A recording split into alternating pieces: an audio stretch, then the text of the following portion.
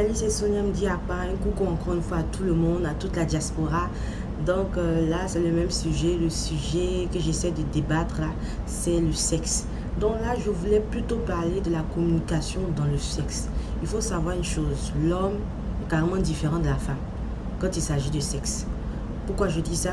La femme, la plupart d'entre nous, parce qu'il y a toujours des exceptions qui confirment la règle, la plupart d'entre nous ont besoin de se sentir en symbiose, ont besoin d'avoir leur esprit et puis leur cœur en symbiose avant maintenant d'avoir le corps disposé à vouloir s'engager dans une activité sexuelle. Donc, dans d'autres mots, je dirais, la femme a besoin de se sentir à l'aise dans sa tête et puis dans son cœur. Maintenant, c'est facile pour elle d'avoir le sexe dans le mariage. L'homme, il est carrément différent. L'homme n'a pas besoin d'attendre que oui, l'envie lui monte à la tête parce que son cœur est engagé et puis son esprit est engagé. L'homme est visuel. Quand il regarde quelque chose, ça lui donne déjà des idées. Quand il voit que sa femme, il voit les rondeurs de sa femme, il voit sa femme, elle est belle et tout ça, il se sent sexuellement maintenant prêt à avoir un échange avec sa femme. Donc d'abord, il faut qu'on sache, l'homme est différent de la femme quand il s'agit de sexe. Dieu t'a donné les atouts nécessaires que tu dois utiliser pour pouvoir satisfaire ton homme. Et l'homme aussi, Dieu lui a donné des atouts nécessaires pour pouvoir satisfaire sa femme. Donc l'homme doit être en mesure de pouvoir prédisposer sa femme, de mettre sa femme à l'aise avant qu'il s'engage sexuellement. Comme ça, elle aussi, elle va enjoy, elle va savourer le moment sexuel. La femme aussi doit prendre ses dispositions pour que lorsqu'elle rentre dans le lit avec son mari, lui aussi, il enjoy, il savoure le moment. Donc, ça veut dire qu'il faut qu'il y ait une complémentarité pour que le moment soit vraiment, vraiment fabuleux. Et pour cela, il faut du temps, il faut de la patience. Moi-même qui suis en train de parler, c'est ce que je suis en train de vous dire là. Il m'a fallu du temps pour comprendre ça, pour mettre ça maintenant en pratique. Donc, le divorce ne peut pas être une option quand on ne prend pas le temps. Vous voyez, il faut qu'on prenne le temps pour se connaître, le temps pour comprendre des choses, le temps pour maintenant essayer de se réajuster, pour maintenant essayer de faire mieux. Donc si on veut toujours divorcer parce qu'il y a problème, ok, on est sur la défensive. Non, je ne suis pas patient, je ne veux pas, c'est fini, je ne peux pas, je ne suis pas à l'aise. Non, il faut essayer de comprendre ça d'abord. Il y a des différences quand il s'agit de sexe, mais nous voulons la même chose. Que nous soyons un homme et que nous soyons une femme, nous voulons la même chose. Nous voulons nous sentir aimés, nous voulons nous sentir respectés.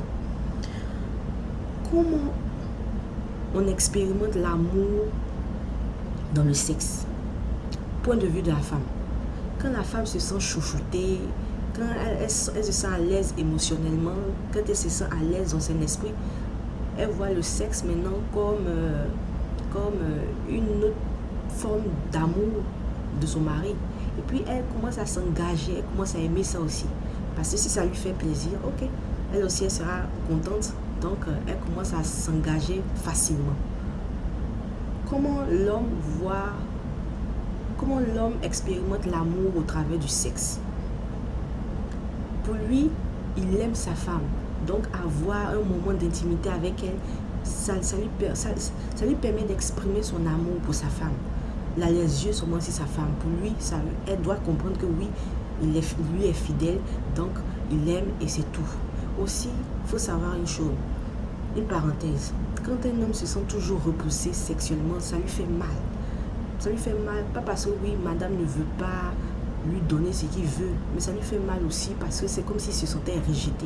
C'est comme si c'est un moins que rien. Quand une femme aussi s'engage, elle prend les initiatives, elle est aussi la première à demander, à vouloir s'engager avec son mari sexuellement, l'homme, ça le met en confiance. Il se sent aimé, il se sent respecté. Donc, il est à l'aise aussi. Donc, c'est un truc vice-versa. Dieu a mis l'atout chez la femme, Dieu a mis l'atout chez l'homme. Dans la vision de Dieu, c'était que l'homme et la femme ne soient pas indépendants. Et qu'ils puissent savourer dans ce domaine-là l'amour, le bien-être, et puis qu'ils soient à l'aise. Vous voyez, donc c'est pour ça qu'on dit l'union fait la force dans le mariage, la complémentarité. Si on n'applique pas la loi de la complémentarité dans le mariage, si l'homme ne se dit pas, ok, j'ai le devoir de mettre ma femme à l'aise, que sexuellement elle soit épanouie. Si la femme aussi ne se dit pas, j'ai le devoir de mettre mon mari à l'aise pour qu'il soit sexuellement épanoui, il n'y aura jamais de vie sexuelle épanouie. Hein. Quand tu sens que ta femme a besoin de toi pour être émotionnellement à l'aise, mentalement à l'aise, pour qu'elle puisse s'engager facilement sexuellement, tu sais que tu te dois de faire quelque chose parce que tu l'aimes, tu veux qu'elle soit à l'aise sur tous les plans. Quand toi aussi la femme, tu vois que ton mari a besoin de toi pour être protégé, il a besoin de toi pour être à l'aise, pour se sentir aimé, tu te dois aussi de faire quelque chose. Au-dedans, l'amour que tu as pour lui te pousse à faire mieux sexuellement.